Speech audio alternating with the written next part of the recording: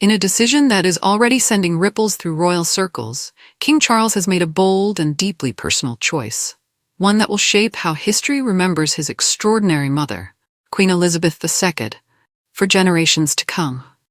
After years of quiet deliberation behind palace walls, Buckingham Palace has confirmed that acclaimed historian Anna Key has been entrusted with writing the official biography of the late Queen. This is no ordinary royal project.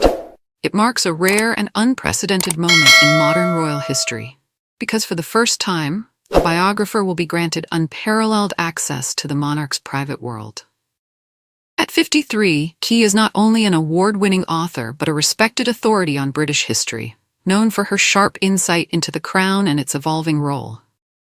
Now, she steps into a role of immense responsibility, documenting the life of Britain's longest-reigning sovereign, a woman whose reign spans 7 decades of dramatic global transformation.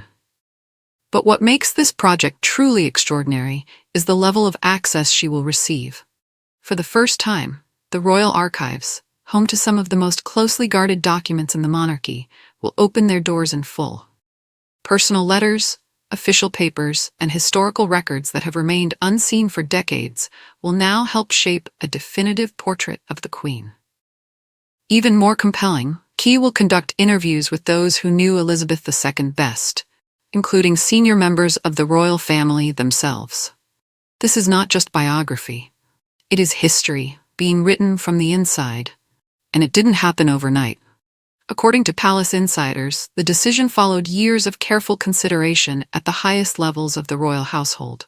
The challenge? Finding a historian with the credibility, sensitivity, and intellectual depth to handle a legacy of this magnitude. Several prominent names were reportedly considered, including Simon Sebag Montefiore, Andrew Roberts, and David Carradine. But ultimately, Key emerged as the clear choice. Educated at Oxford, Key built her early career at historic royal palaces where she served as curator overseeing unoccupied royal residences. Over the years, she has earned widespread acclaim for her ability to bring British history to life through richly detailed, thought-provoking works. Her 2023 book, The Restless Republic, which explores Britain's identity in the absence of monarchy following the Civil War, won the prestigious Duff Cooper Prize and was shortlisted for the Baillie Gifford Prize, firmly cementing her reputation as one of the UK's leading historical voices.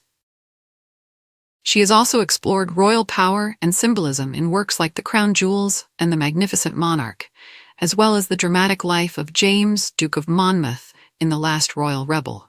Now, all of that experience leads to what may become the defining work of her career.